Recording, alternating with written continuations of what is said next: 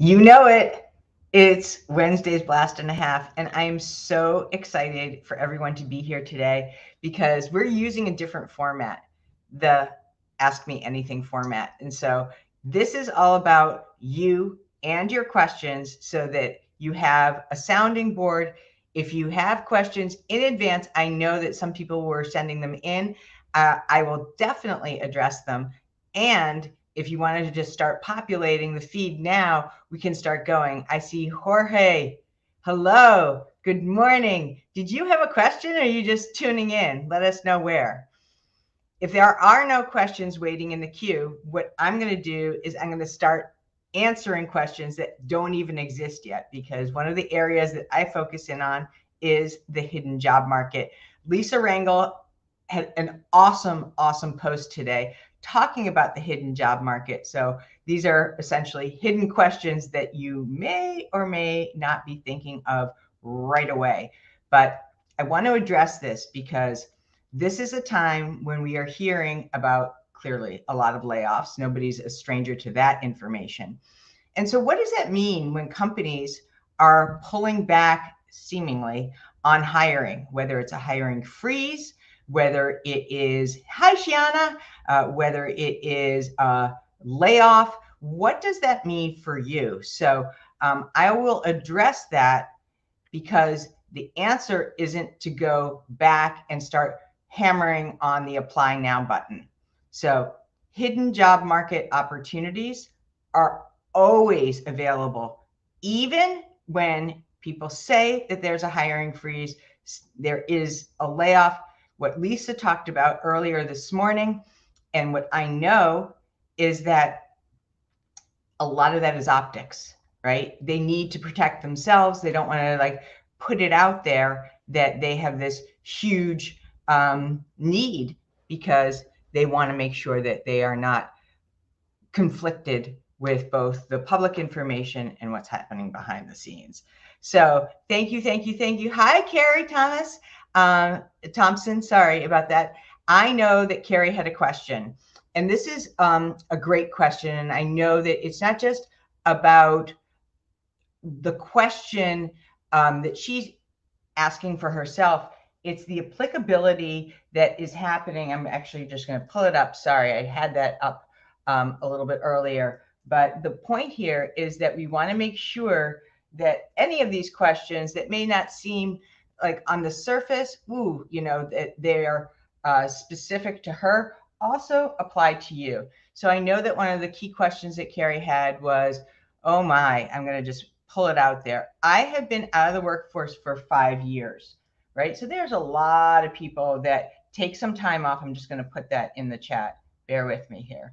Let me put that in. Here we go. Awesome. Here it is.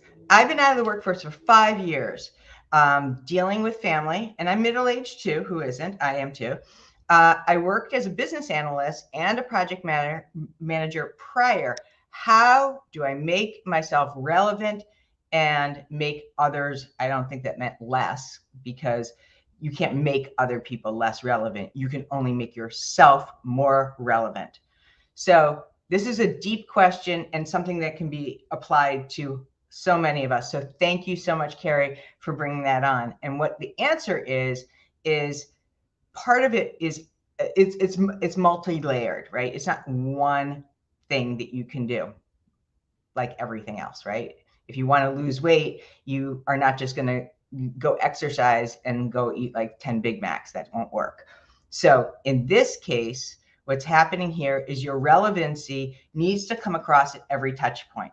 So what that can mean, and to help augment that, is, of course, you want to upskill. You want to make sure that the areas that you're focusing in on, in this case, it would be your project management and your analyst skills, are up to current level.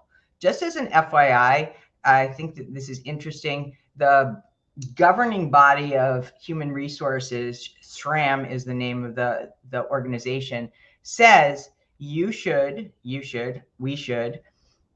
invest 5% of our overall compensation every year to keep ourselves relevant in the marketplace.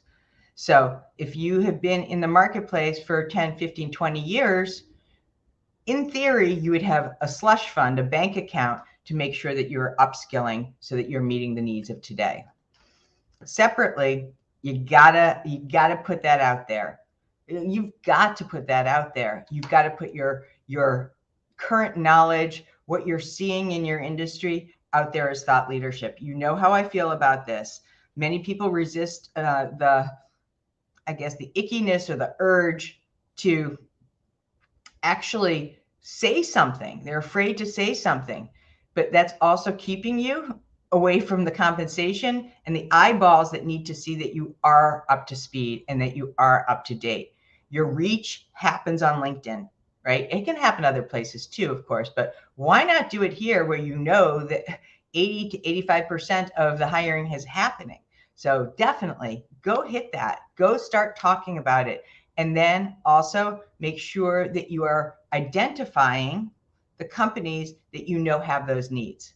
And that's not an easy thing because you're going to have to do some research, but these are skills that are so common and transferable across so many areas. Everybody needs a project manager. So thankfully, this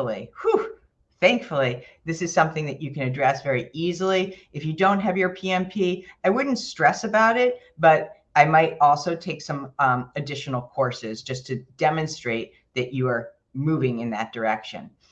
Please let me know, Carrie, in the chat if that hit the nail. If you have a follow-up question, I'm all in on that. Yay. Okay, next one. Woohoo! Christine Lutz. Don't you love her? I do. When interviewing and they ask, how much do you want or need to make? How do you answer that and not overshoot or undershoot? This question is so important. And my trusted colleague, Jacob Warwick, is actually, I think him and his wife are having a baby right now. They're doing a natural childbirth. So he's not on right now, but I know this from him, and I also know this from myself, right? Please, please, please, first and foremost, be very careful about information that you are sharing on LinkedIn, in conversations, in your emails. As he would say, what you say can and will be used against you. Negotiations are happening long before offers are taking place. Every piece of that negotiation is happening way before any of the money is exchanged. First and foremost, you want to get a lot of information. That information can come from multiple sources. Do not rely on one pay source. Levels FYI, pay scale, all of those are going to vary within that specific role. So you want to at least assimilate, amass as much information that you can and talk about it with other people that you know in your industry that you trust. I know in some of the organizations that I'm a part of, we share that information. And so feel free to absolutely ask people what should I expect? Obviously, it's going to vary from geographic location and not. What I have always found to be helpful is before you reveal any money, you want to understand how they are structuring their compensation. Don't just focus on salary because it's just one piece. Base, bonus, equity, what their whole package looks like. So when they ask you, what are your salary expectations? You're going to say, I'm so glad that you asked me, because what I would love to understand is how your company is structuring the comp package and benefits. If you want to go a little bit deeper, they'll know that. And then what your range is, ask them. 66% of people who ask those questions find out. And that also goes for when you go to negotiate further on down. Make sure that you're asking for more range, ideally within 50,000. But again, you want to know what those components are first, because sometimes the equity piece, even though it's not going to pay your bills, is a long tail for a bigger payout. So Christine, let me know if that at least helped to put some parameters around there. I would not divulge any information like right off the bat. You are getting to know somebody, and the best part of negotiation is actually in developing the rapport so that you are on equal footing and you're not like in a slovenly place going like, how much, how much, how much? Because in the early phases, they're really trying to understand exactly where you are a fit, and you want to leverage that. Because if you have a specialized skill, for example, by all means, it will increase that compensation, and so will your thought leadership. So I'm going to go back to this. I'm probably going to hammer it down because I think this is so important. Hiring managers, recruiters, they want to go for for candidates who have developed their own brand and thought leadership. So it's not about just liking comments here and there. It's really about making sure that your voice, and if you don't know your voice, that's okay. Just allow yourself some grace to develop it. It's okay. Nobody knows their voice or exactly what to say. One of the best parts about LinkedIn is it's very forgiving that way. So contribute, practice in the comments, and then move over to developing your own content as you wish. So great. Okay, let me just see. This is Chris. Hi, Chris. To summarize, to see if I got it correctly, glad you asked. I wanted to ask how you structure the comp package and your ranges for base, bonus, and equity. Get ranges within 50,000. Yes. Ask about benefits if needed. Bam. You got it, Chris. Yes. I like to give a big range. And the reason for that is also because you should know the salary band, and you should also from the research, right? But then you also want to give a lot of room, and that's usually because they're not going to tell you all the specifics up front. Which means if you say, well, you know, my base range is between 100 and 150, and they're going to go, whoa, that's a big range. Yes, it is. And the reason for that is because I really don't have clarity at this time with how that deal is structured, or how that compensation package is structured. I also just want to add in here, I think that this is vital. You're not working for the paycheck, right? There may be other very, very, very critical pieces within that opportunity that are of greater value to you than the almighty dollar. It could be certainly the amount of travel. We are seeing more and more and more people having to be on site. So your commute, your travel schedule, that's a big deal, right? So you want to be able to think beyond just the earning capacity. That's important, no question, but you also don't want to overly index in that area. Here we are. All right, Denise. Loren, a position is posted as hybrid on site. How would you approach the hiring manager in the first interview that's unlikely to relocate, but am unlikely to relocate, but could commute? Or should you share? I'm not 100% sure what you would share, that you're not going to be on site all the time. If it's posted as hybrid, I don't mean to play dumb, but I would not address that early on, especially, as you said, in the first interview. I wouldn't even touch it. I would be assumptive about it. If they're putting that out there, what that's code for is we are having a hard time finding people who want to come into the office full time, right? That you have to go back to think about their motivation.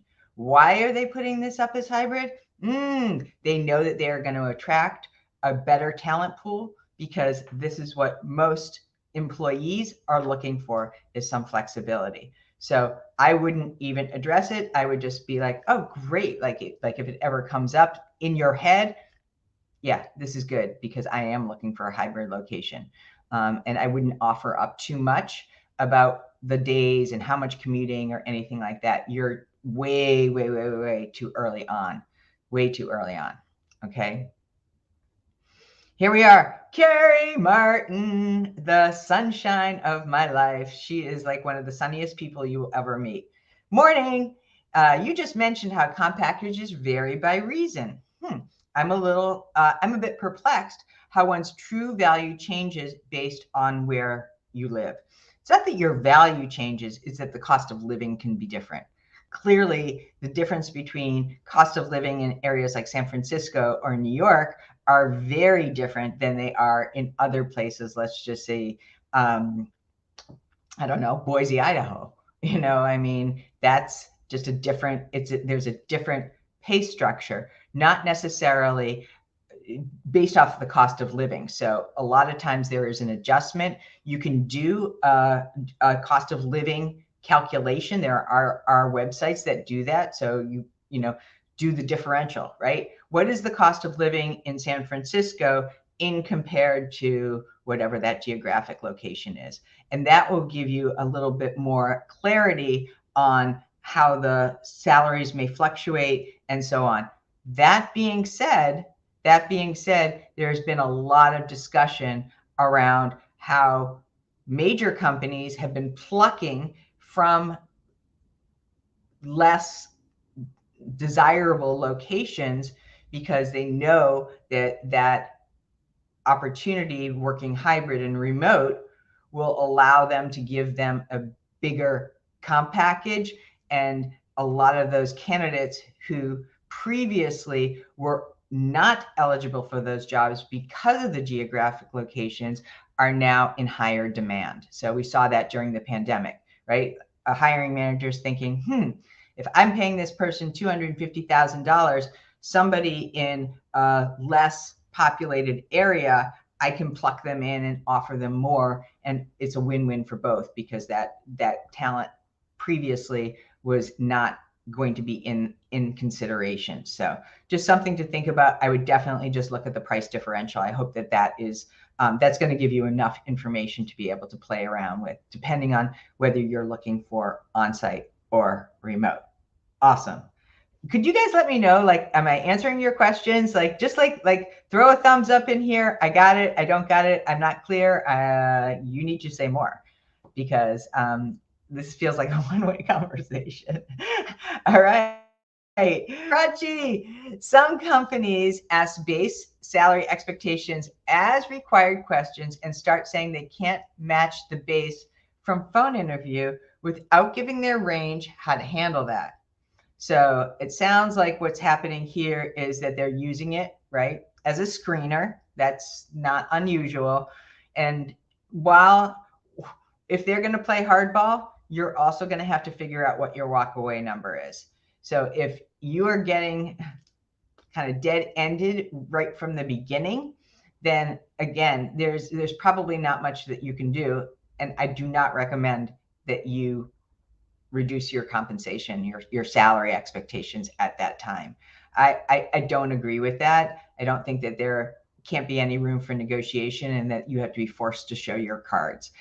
That to me is not a great company, because they are thinking of you as a plug and play transaction, and that doesn't necessarily bode well for your value on a larger scale. So it may be a tough choice, but I think that speaks to companies that really aren't hip with what is happening right here and now. Hope that kind of gives you some tough love, because that would be a walk away for me. I'm not a commodity with a price tag. I'm a whole person that is going to deliver X more times value than anything that you're going to actually pay me. So I definitely want to focus in on that. Oh, here you go. Would you recommend Beyond Glassdoor to ensure that the working environment is positive and non-toxic? Hell to the yeah. I mean, you have to remember, there's not one source that is the gospel. Even me. I mean, I'm not like the world's expert on everything. Trust me. Use your resources. Get multiple trusted perspectives. Glassdoor, one source. And a lot of companies are not even participating there. So you have to do the workaround. Other sites that you can use, I know that Crunchbase has some good information. I was just told a Riveter and a couple of other ones. My brain is a little fried, but I want to make sure that you know, first and foremost, There is no one holy grail. So make sure that you don't rely on it. And please, please, more importantly, ask around. Ask around. There is no better way to find out what's really happening than going into the company's LinkedIn page and going back to the alumni, the people who previously worked there. Remember, they have nothing to lose. They don't work there anymore. They're probably going to be very happy about sharing their positive experiences and also making sure that you know where some of the hot buttons might be. But that's also going to be dependent on how clear and transparent you are with the questions that you're asking them. You're not going in for the gotcha, right? You don't want to like go in and say, does the culture suck? Because that's not fair. What you want to do is ask them more probing questions, which speak more to questions like, well, aside from title, how do decisions get made? Or, what happens when there's conflict and disagreement? That will help clarify more pieces of the culture than anything else. Okay, that's important. And this looks like a follow-up question. Hi, Diana Parker. What questions do you recommend asking to dig into company culture and values? So I did just start this, so that's why I wanted to piggyback and have this question here. So company culture, big, big, big thing. Always talk to people who have previously left. And also, keep your eyes and ears open for news information about this company. So what that means in practical terms is please, and this is so easy and it's free, and so few people do this. Oh my God, I don't know why. Set up a Google alert for that company.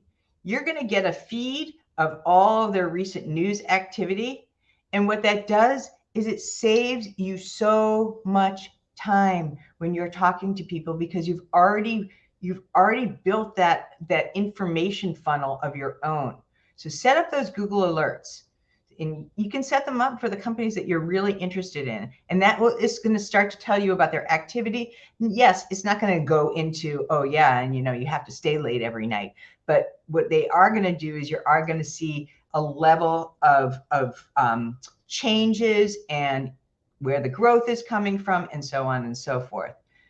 Digging into company culture, best thing is phone calls and conversations, live conversations. This is where your networking really, really needs extra muscle, and you need to prepare those questions. I like to have 3 questions that I ask consistently. So like a science experiment, you have a control, right? And that way you are using the same benchmarks, right? And make sure that they are important questions. I know a lot of my clients are asking about what it's like to be a working parent in that organization. So if you know of another working mom that works there, yes, you want to get some details on that. That would definitely be an important question. What it's like also from learning and development. Ask questions around, how does the company help provide growth, learning, and development? Many, many, many companies, by the way, who have difficulty bringing their folks into physical offices are reallocating a lot of those funds to reinvest in their employees. That's a great thing. You want to find out about that. You absolutely want to find out about that. So ask questions about learning, development. You'll also, when you're on that tab in the Insights tab for that company, what you want to do is look at the tenure, right?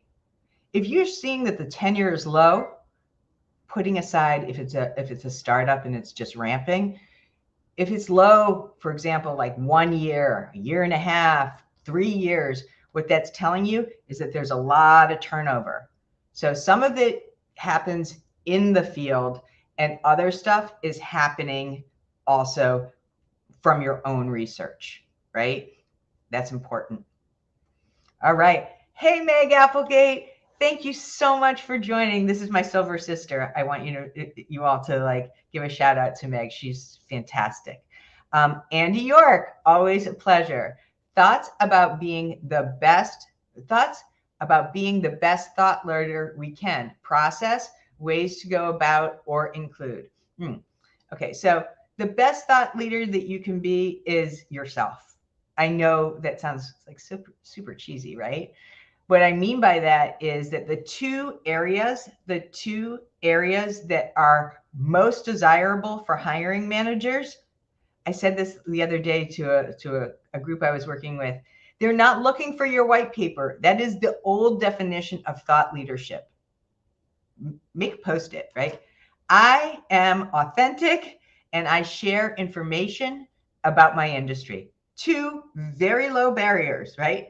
The thought leadership that is most attractive to them, and you want to attract, right? You want to bring those people in so you're not doing all the heavy lifting on yourself, is pieces about you, your experience, lessons learned over the past 5 years, as a blank.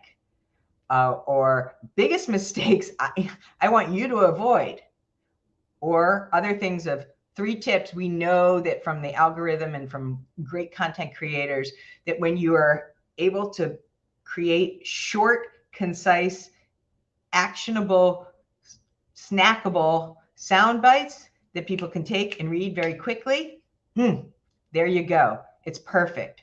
So you have this information there.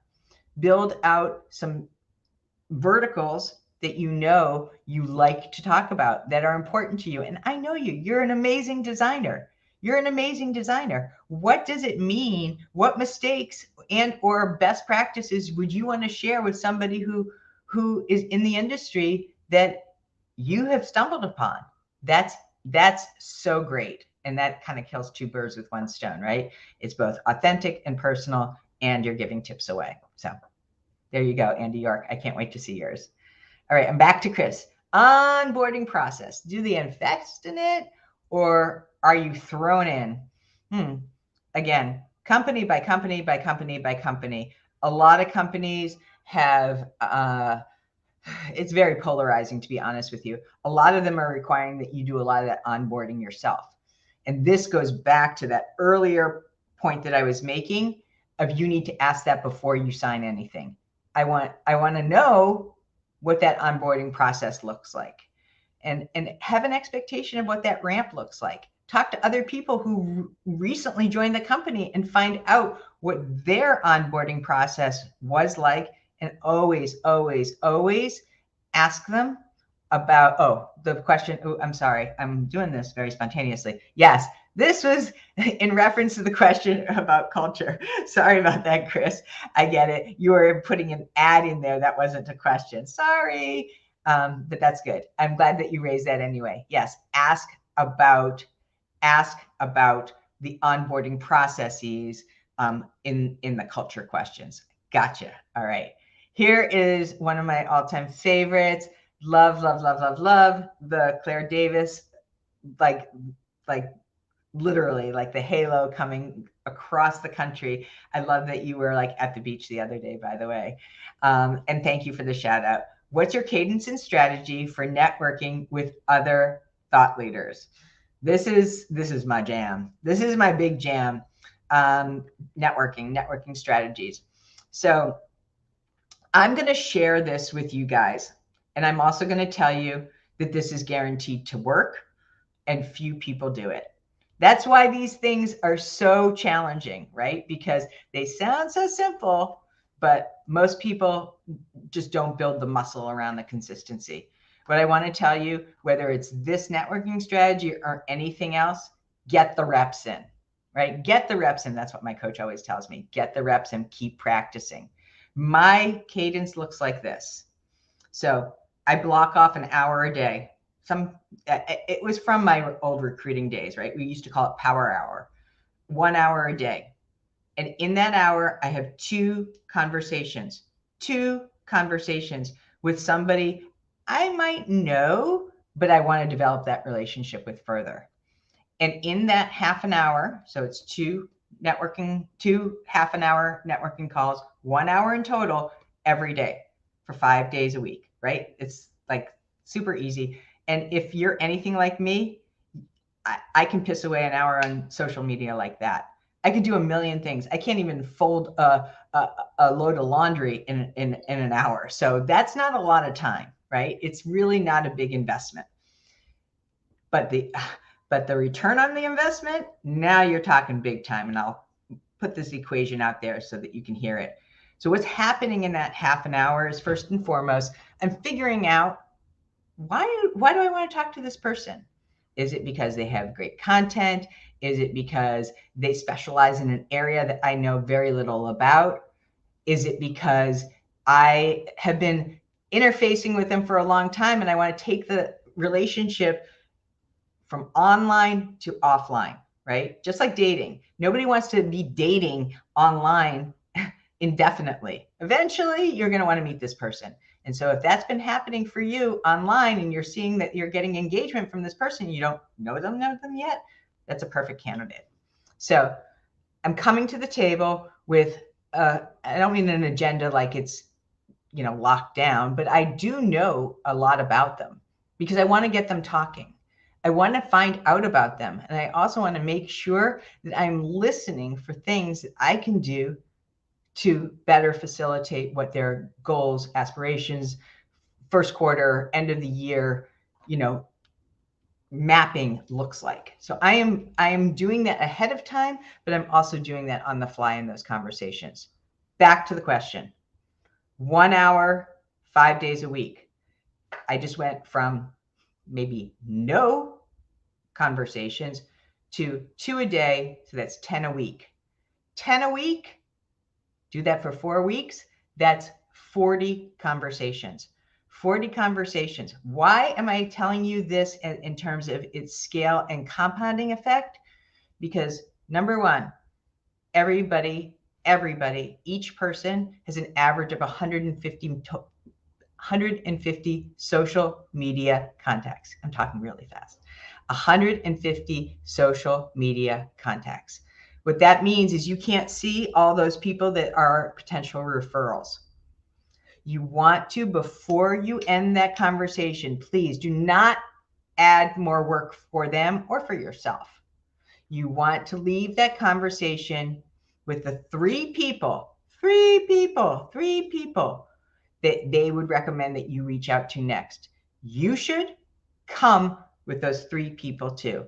So when you are setting up that conversation, let them know that you will be coming with those referrals based off of what you know and people that you think that they should meet.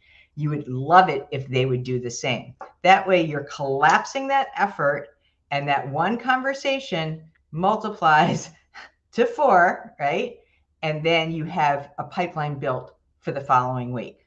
So I know that was a long answer, but I also want to say that this is a winning strategy. So it's worth the time, because it is a serious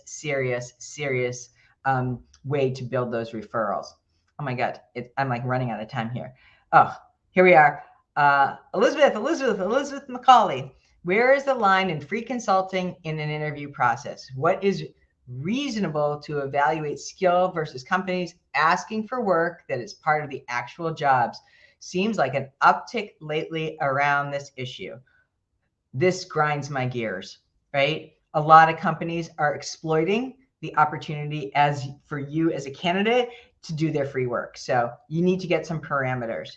You need to understand how much time is invested in this project. You're probably going to spend more time than they tell you.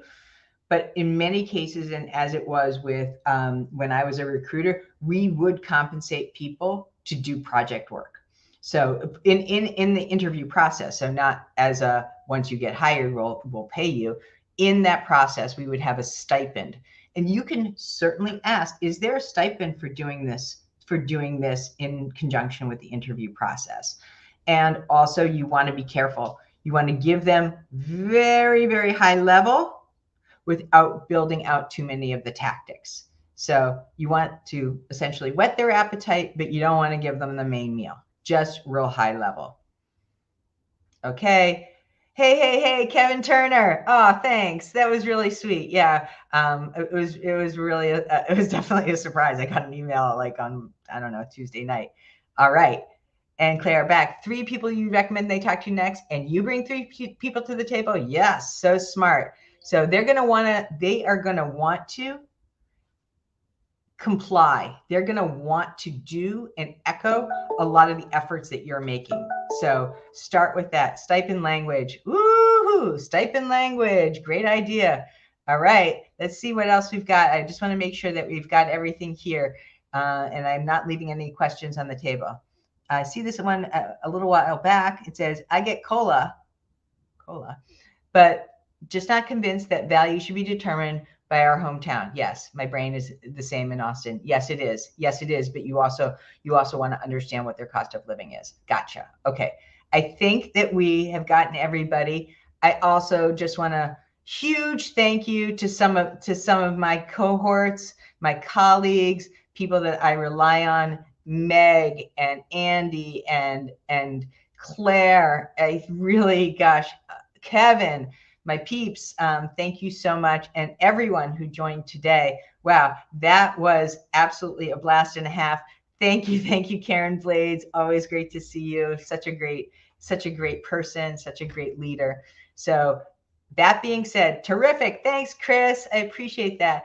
I will see you next week. Next week, we have a killer guest. I won't share who that is and what that is, but we have a rockin' lineup coming up. So thank you just all for being here. You make my Wednesdays so special. So go out and have a blast, and I will talk to you guys soon, and invite your friends. All right. I'll see you next week. Bye.